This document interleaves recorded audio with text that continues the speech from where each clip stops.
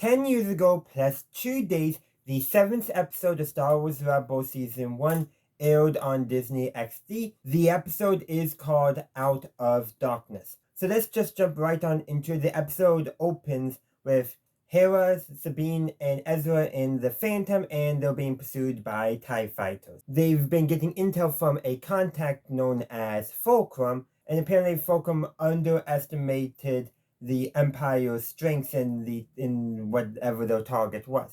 Anyhow, Sabine's not feeling too comfortable for this, and especially the secrecy. She mentions her time at the academy and how they had not wanted her to ask any questions, and she can't be in that situation again. So she goes along with Hera on a supply run to pick up some supplies that Fulcrum is providing, hoping to meet Fulcrum.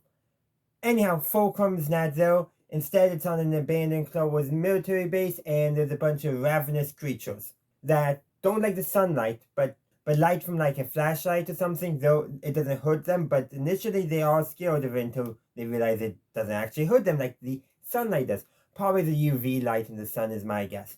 But anyhow, they get there's a leak zone on the Phantom because Ezra and Zeb and Chopper got fighting, and so didn't finish actually repairing the Phantom. Forgot to check the diagnosis that showed that the fuel line was leaking, so Sabine and Hera are stuck on the plane and they have to call for help. Thankfully, they come and they are able to improvise at least a delaying target so that those creatures, Phinox if I believe, don't actually overwhelm them. They use some like domium and all that and the blasters, and it works out pretty well. The Ghost comes in with cannon and Ezra, Zeb, and Chopper, and they're able to pick them up. And that's where the episode ends, though Sabine does know that she still needs more. It's a lot to ask her to trust without giving her all the information she needs. So that's, I think, going to be an ongoing thing, if I remember correctly, because I know what comes next. I know what really comes next. I know who Fulcrum is. But when we were originally watching this, who was Fulcrum?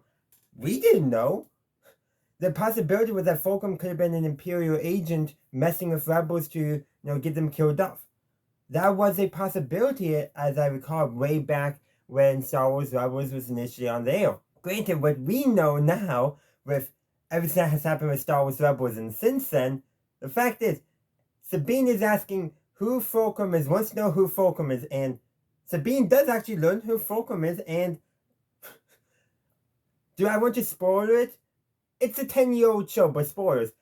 Fulcrum at this point, because there's another Fulcrum in Star Wars Rebels, but Fulcrum at this point is Ahsoka Tano. And we find out in the Ahsoka show that Ahsoka takes Sabine on as a Padawan.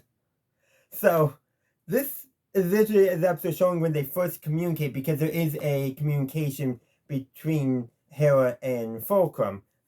But the fact is that so much of what has happened since then, we never imagined when this episode was on there. The fact that we once saw that the possibility of Fulcrum being an Imperial agent who was feeding false and bad intel to the Spectres and other rebels was a legitimate possibility at the time. Now, obviously when they were writing this, they knew who Fulcrum was because they revealed Fulcrum as Ahsoka in the season finale. But the thing is that when we watched it, I've said this several times, we didn't know. And rewatching and knowing this stuff is a very different experience.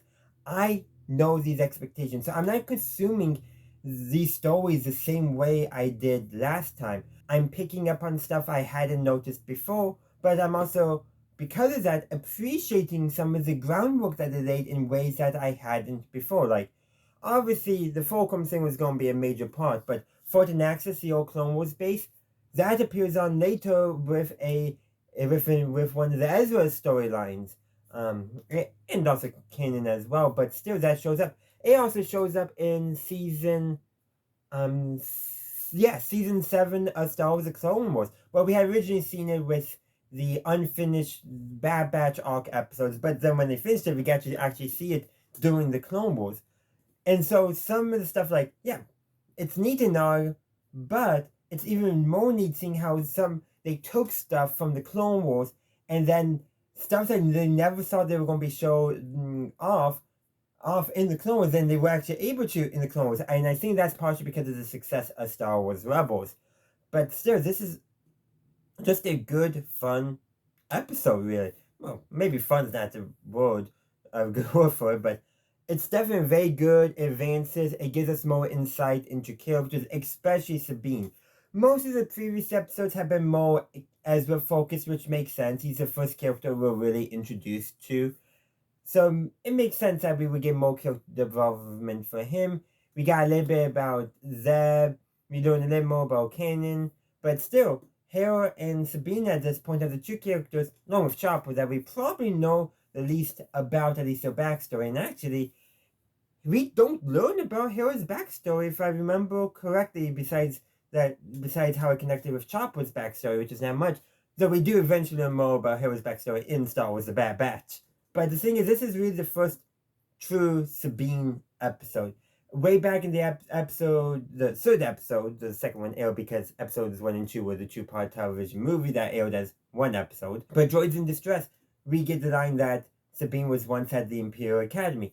Back then, was that just a one-off line that they were using in order to trick the Empire, trick the Minister Tiya? Or was it legitimately using Sabine's backstory to trick the Empire rather than a lie to trick the Empire? Well, in this episode, it's confirmed that Sabine was once at the Academy and her experience there was not good. They lied to her. She couldn't ask questions. If she did, sounds like she was punished. Really painting the Empire as an abuser, where how Sabine needs answers in order to feel safe. I can definitely see what they did there, and I know I did not pick that up on the first time, but now I definitely see how they're kind of painting the Empire in the position of an abuser, with how Sabine, when put in a situation where she doesn't know the answers, she reacts with hostility because she's trying to protect herself. I had not noticed that the first time, but I did this time. Partially because I'm older, I've watched more, I've read more, so I know more stuff now. But at the same time, it's true. Maybe it's because we know more about Sabine's backstory at the Academy that I'm able to pick up on things earlier on. It could go both ways. There's more I can say, and you know what? There's a comment section for that. So that's just continued discussion on Out of Darkness in the comment section down below. Thank you for watching my video. I do hope you enjoyed it. If you did, please be sure to give this video a like and share. Also, consider subscribing to my channel to stay up to date on all my latest content. In the meantime, thank you for watching, and as always, have a good day, a good night, wherever you are. May the Force be with you, always.